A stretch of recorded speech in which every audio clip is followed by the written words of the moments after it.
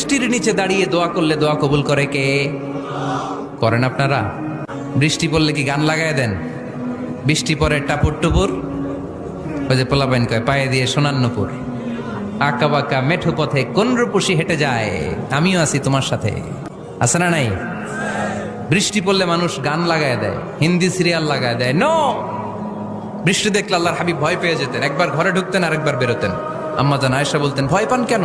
আল্লাহর হাবিব বললেন, জানি না এই মেঘ থেকে বজ্রপাত এসে মদিনাটারে জ্বালিয়ে দিবে নাকি মেঘ থেকে বৃষ্টি এসে মদিনাটারে উর্বর করে দিবে, আমি তো জানি না, ভয় হয়।